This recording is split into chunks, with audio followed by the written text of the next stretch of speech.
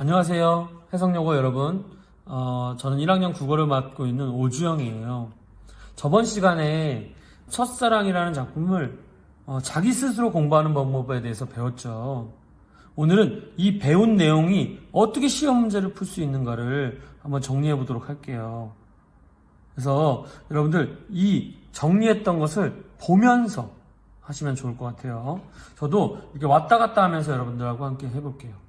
그럼 한번 문제를 풀어볼까요? 이제 이 문제를 볼게요. 다음 글을 읽고 물음에 답하시오. 바로 우리가 배운 첫사랑이네요. 여러분 모의고사나 시험 문제 보면 작품 저 밑에 조그맣게 제목이 있을 거예요. 꼭 제목을 읽고 힌트를 얻으셔야 됩니다. 조그맣다고 안 보인다고 무시하셔서는 안 된다는 얘기예요. 아시겠죠? 근데 선생님은 여러분들에게 이걸 알려드리겠습니다. 실제 문제를 푸는 노하우 중에 하나가, 첫 번째 기본 노하우 중에 하나가 뭐냐면요. 지문, 지금 여기 있는 첫사랑이라고 하는 지문보다 문제를 먼저 읽으라 라고 말씀드리고 싶어요. 이것은 저번에 했던 학습활동을 먼저 읽었던 것과 똑같아요. 항상 시험 문제를 대할 때 지문보다 문제를 먼저 보세요. 한번 문제를 볼게요. 위시에 나타난 시적 화자의 태도로 가장 적절한 것은, 이것은 안 읽어도 돼요. 왠지는 이따가 설명할게요. 그리고 이 시를 읽고 기응미음에 대한 설명. 기응미음이 옆에 보니까 없구나. 문장이네요. 그쵸? 적절하지 않은 것은, 이따가 같이 설명할게요. 위 식구의 표현상의 특징, 표현상의 특징으로 연결한 것은, 적절하지 않은 것은. 이제 중요한 노하우를 얘기해 줄 테니까 여러분들 이걸 꼭 정리하셔야 돼요. 잘 보세요. 여러분, 문제를 먼저 읽는다고 할 때 적절하지 않은 것은 꼭 읽어야 돼요.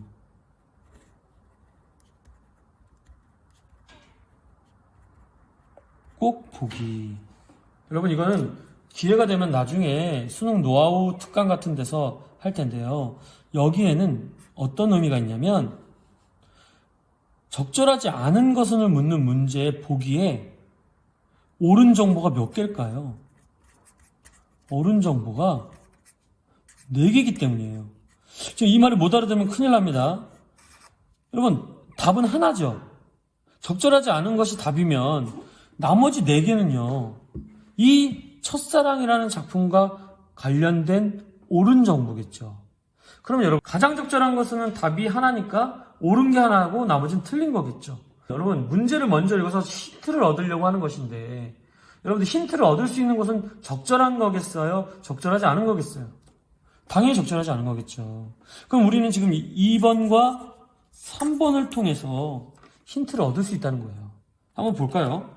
기응미음에 대한 설명을 적정하면 바로 풀 수 있을 거예요. 보세요. 이 어구와 문장에 관련된 문제는요, 이건 사실 단어의 긍정부정문으로 풀 수 있는 문제입니다. 이거 꼭 기억하세요. 단어의 긍정부정을 느껴보는 거예요. 기읍 볼까요? 미끄러지고 미끄러지길 수백 번. 저번 시간에 했죠. 긍정 쪽이에요, 부정 쪽이에요? 부정 쪽이죠. 시련을 겪었다, 좌절했다라고 그랬죠. 눈이 꽃을 피우기 위해 시련을 겪는 것으로 볼 수 있다. 내가 부정이라고 느낀 내용의 설명은 어떻게 돼야 돼요? 부정에 대한 설명은 당연히 부정이어야겠죠. 근데 부정에 대한 설명이 만약에 긍정이면 안 되죠.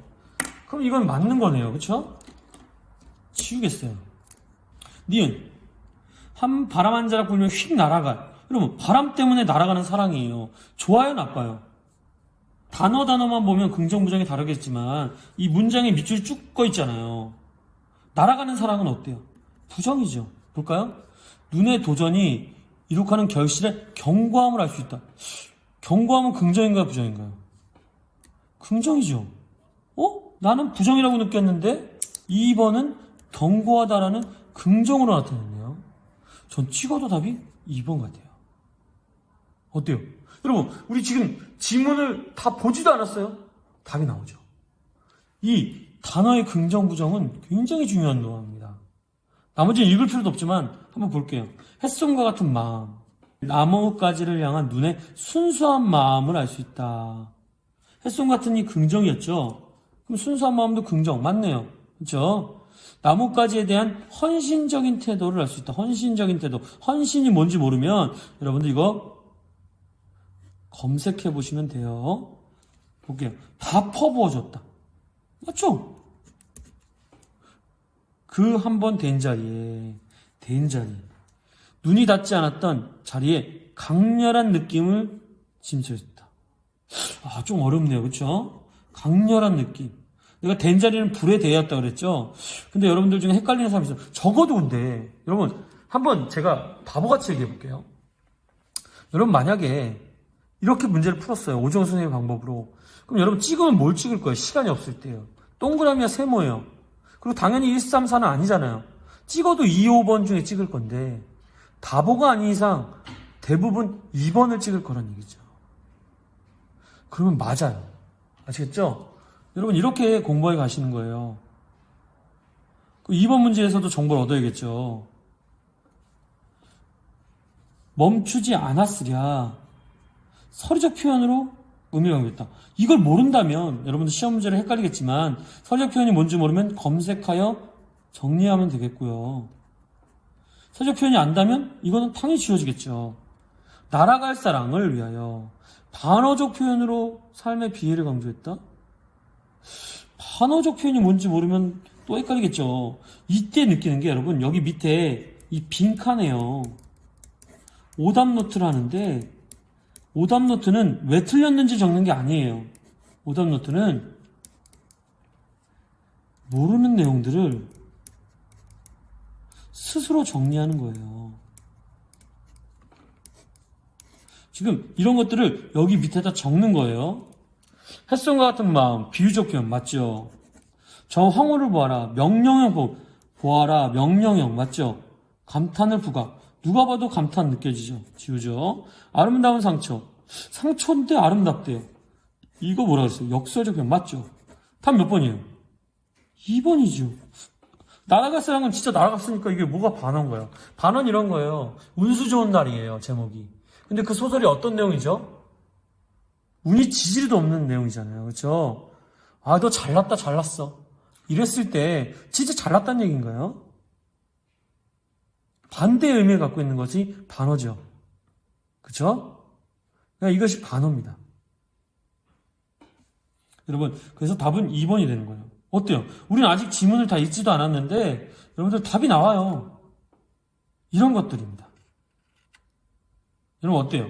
지금 선생님이랑 단어의 긍정, 부정과 제목에서 힌트를 얻고 학습활동과 문제에서 정보를 얻은 다음에 지문을 이해하면 이 내용들이 정확한 구체적인 내용은 아니라 할지라도 느껴지게 됩니다. 그럼 이 느낌으로 풀었는데 신기하게 문제를 풀었는데 맞아요.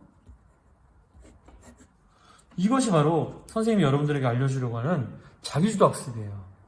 여러분들 이런 방법으로 공부를 하면서 한 장 한 장이 여러분들의 자습서가 되다 보면 여러분들 이렇게 문제가 풀리게 돼요. 하나를 더 볼까요? 여러분 마지막으로 오늘 중요한 노하우예요. 세 번째 노하우인데요. 여러분 보기 박스는요. 옛날에 선생님은 고등학교 때는 이런 오해를 했어요. 보기 박스가 많을수록 시험 문제가 어렵다. 그래서 시험 문제를 어렵게 하는 것이 보기 박스인 줄 알았어요. 아니에요. 여러분 교사가 돼보고 나니까 깨달은 게 뭐냐면 보기 박스는 없으면 안 되는 내용이에요. 그 말은 뭐냐면 보기 박스는 무조건 옳은 정보라는 거예요. 이 말이 무슨 말인지 아시겠어요? 보기 박스가 없으면요. 이 문제를 푸는데 어렵다는 거예요. 힘들다는 거예요. 그래서 이 보기 박스를 가지고 여러분들 정보를 얻으셔야 돼요. 여러분들이 이 전혀 모르는 작품을 이 보기 박스에서 이해하시면 돼요. 한번 볼게요. 나는 자연의 경의와 은총을 농밀하게 드러내기 위해 수사적 장치를 의도적으로 사용하지 않는다.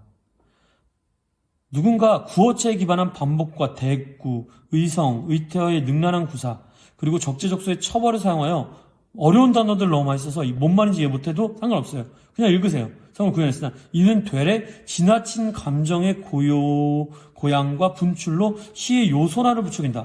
여러분, 요소라인데 신기하게 이 밑에 이 단어를 설명하고 있죠. 쓸데없는 말을 많이 하게 됨. 이거 좋은 느낌이에요, 나쁜 느낌이에요? 부정적인 느낌이죠. 이 말은 위에 나왔던 수사적 장치, 대꾸, 의성, 첩어 이런 것들을 의도적으로 쓰면 안 좋다는 얘기겠죠. 근데 여기 중요합니다. 여러분, 오늘 이거에 대해서도 알려드릴게요. 하지만 여러분, 영어 문제 풀 때도 이 노하우가 있어요. 역접에 접속사가 있을 때는 진짜 하고 싶은 말은 역접에서 나타난다는 거예요. 나는 네가 좋아. 그런데 짜증나. 진짜 하고 싶은 말은 뭘까요? 짜증난다는 거죠. 여러분, 역접의 접속사 뒤에 진짜 이야기가 나옵니다. 뒤에 진짜 주제가 나타난다. 이걸 기억하시고, 하지만이 진짜 이야기라는 거예요. 하지만 나는 시 한 편의 전체 유기적 통일성에 기여하지 않으면 아무리 빛나는 형용사나 그 어떤 생생한 첩어도 배제한다. 그럼에도, 여기 또 나왔죠. 그럼에도 시를 써다가다 그 생명체들의 생생한 생명력을 표현하고자 할 때 아주 자연스럽게 의식 속에 떠오르는 것들을 그대로 옮겨 적었던 것이다. 생의 대부분을 농촌과 자연 속에 산 사람은 그가 아무리 둔감한 사람이라 할지라도 욱신거리는 삭신으로 일기예보를 하고 바람과 냄새만으로도 어떻게 꽃이 피고 어떻게 새가 오는지를 아는 법이다. 이 보기 박스가 어려운 단어를 많이 쓰긴 했지만 이런 거죠. 자연스러운 표현은 좋다. 자연스러운 표현을 긍정적으로 바라보고 있네요. 그리고 바로 이거에 관련된 작품이 첫사랑이라는 얘기겠죠. 다시 한번 얘기합니다. 너무 의도적인 지나친 감정의 고양은 안 좋다. 하지만 자연스럽게 나온 표현은 좋다. 내가 그런 마음으로 뭘 썼다? 첫사랑이라는 작품을 썼다. 그 얘기죠? 그러면 첫사랑의 장점은 뭐예요? 자연스러운 감정의 표현이 나타났다는 거겠죠. 한번 볼게요. 이것도 옳지 않은 거니까 옳은 게 4개 있겠네요. 위시 또한 유기적인 통일성. 어디 나왔어요? 여기 위에 나왔죠. 유기적인 통일성. 그쵸? 이거는 아마 맞겠죠. 그쵸? 애매할 땐 세모 쳐도 돼요. 위시 또한 농촌의 느낌을 주기 위해 눈과 나무까지. 여러분, 눈과 나무까지가 농촌이라는 느낌이 드나요? 선생님은 아닌 것 같아요. 그쵸?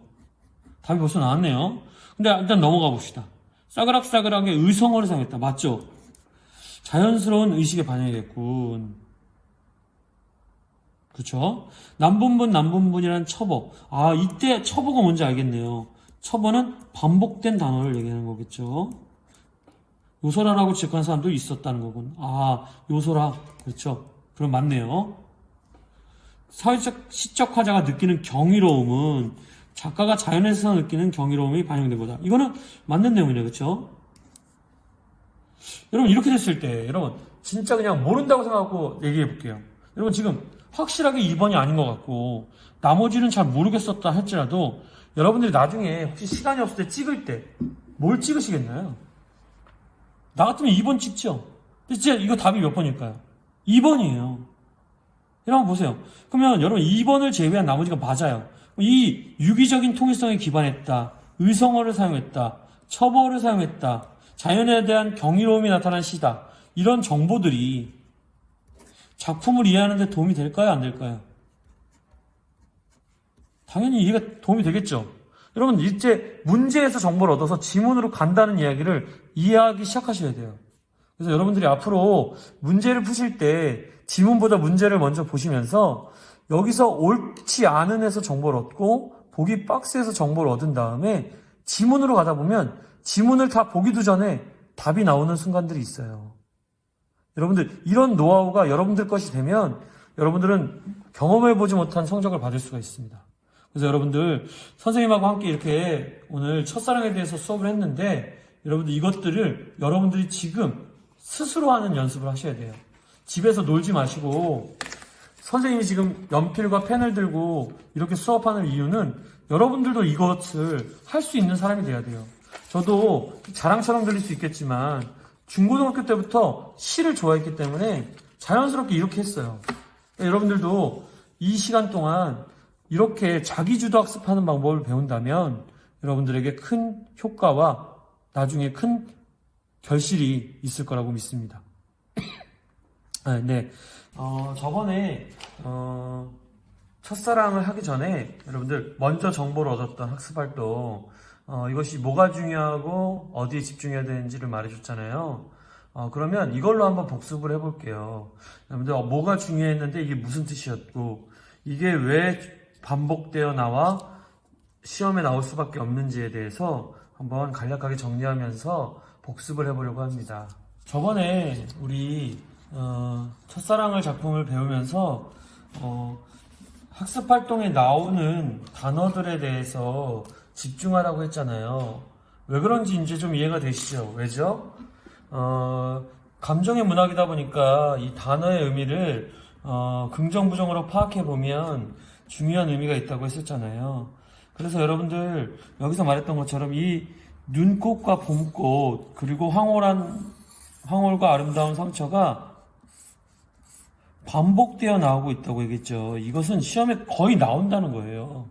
시험에 출제 확률이 높다는 것을 의미합니다. 그래서 여러분들이 이렇게 학습활동을 보면 서술형이나 시험 문제가 보이게 돼 있어요. 그래서 한번 정리를 해보도록 할게요. 눈은 뭐죠? 눈은 사랑을 갈구하는 시적 대상이죠. 그쵸? 그리고 이 눈이 사랑을 갈구하면서 눈꽃과 봄꽃을 이루어 가는데요. 이게 진행되고 있다고 그랬죠.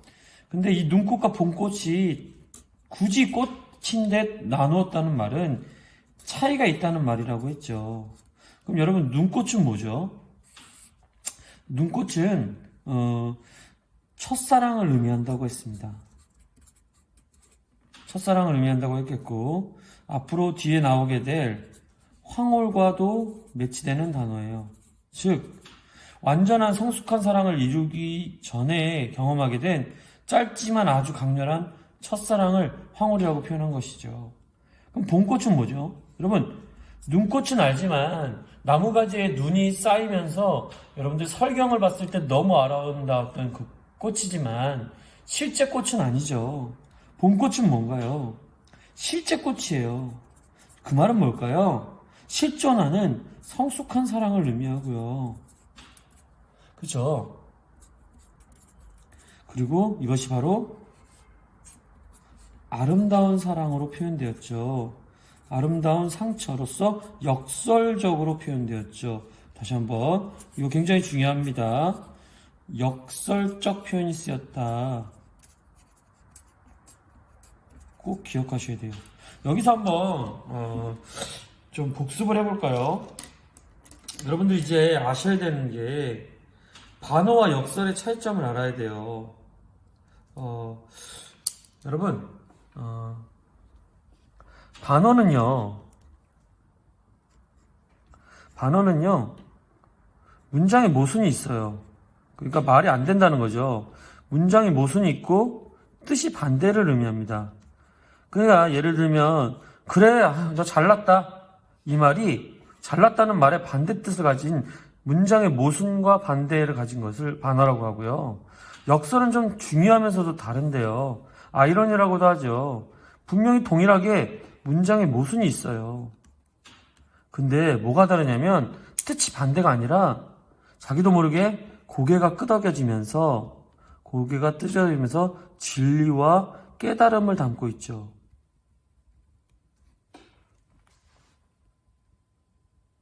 예를 들면 뭐냐면 이런 거예요. 죽어도 아니 눈물 흘리오리다. 진달래꽃에서 죽어도 아니 눈물 흘린다. 이 말이 이해가 안 돼야 되는데 우리는 알죠? 사랑을 해본 사람, 이별을 해본 사람이라면 그 말이 뭔지 나도 모르게 고개가 끄덕여지고, 그리고 겨울은 강철로 된 무지개인가 보다. 고난이나 시련이 우리를 더욱더 견고하게 하고 성숙하게 한다. 고진감래. 어떻게 고생이 좋은 것도 아닌데 우리를 성숙하게 할까요? 그런데 인생을 살아본 사람이라면 자신도 모르게 어떻게 되죠? 고개가 끄덕이게 되죠. 이것이 역설이에요. 그래서 여러분, 반어와 역설의 시험 문제가 나오면 진리와 깨달음이 있는지를 보시면 돼요. 아시겠죠? 또 여기 나오는 단어들이 있죠. 이 표현들, 이것도 중요하다는 거겠죠. 남분분은 뭐예요? 눈꽃이 날리는 모습이라 그랬죠. 그래서 이걸 시각적 표현이라고 했고요. 바람이 불면 휙 날아간다. 휙 날아간다는 청각적 표현으로 있을 수도 있죠. 그리고 햇솜 같은 마음은 이게 좀 이해하기 어려울 수도 있지만 햇솜에서 느껴지는 촉각적 심상이 느껴지고 있죠. 이 촉각, 청각, 시각, 미각 이런 모든 것들이 이것을 감각적 표현이라고 해요. 그래서 이 작품은 감각적 표현을 통해서 사랑의 설렘과 감동을 표현했다고 볼 수 있겠죠. 첫사랑과 성숙한 사랑을 이루어가는 과정 가운데 말이죠. 그러면 여러분, 이 정도면 어느 정도 이해가 되겠고, 또 중요한 게 뭐가 있다고 그랬죠? 대놓고 시험 문제를 보여준다면 이런 거예요. 이연에 운율이 있다는 걸 알 수 있다는 거예요. 즉, 이연에서 운율을 파악해야 되는데, 이연에서 운율을 형성했던 방법이 뭐라 그랬죠? 반복과 대꾸법을 사용했다고 그랬죠? 반복과 대꾸를 사용해서 운율도 형성했지만, 여러분들이 알아야 되는 게 뭐죠? 강조의 기능이 있었다. 강조의 기능을 했었다. 기억하시면 되겠어요. 그렇죠? 그걸 이제 우리 고등학교 국어에서도 아마 여러분들에게 중요한 노하우를 알려주고 싶었던 것 같아요. 그래서 마지막에 이 세 가지가 문학작품, 즉 시를 공부하는 핵심이라는 걸 알려주고 싶었던 거죠. 내용과 형식과 표현이 시를 이루는 중요 요소다 라는 것을 말해주고 싶었던 것 같아요. 그래서 여러분, 이 내용에 보면 어떤 것들이 있냐면 주제나 의미와 관련된 거죠. 즉, 이 내용은 눈에 헌신적인 사랑 또는 정성, 헌신 이런 것들이 나타나 있죠. 형식은 뭘까요? 형식은 틀이에요. 어떻게 구성되어 있냐. 형식은 뭐 자유시, 서정시의 형태를 띠고 있고, 또는 여러분 심상을 사용했고, 감각적 심상을 사용했고, 비유와 역설을 사용했죠. 그렇죠? 이것들이 형식의 특징이고요. 표현의 특징은 뭘까요? 표현은 표현법을 생각하시면 돼요.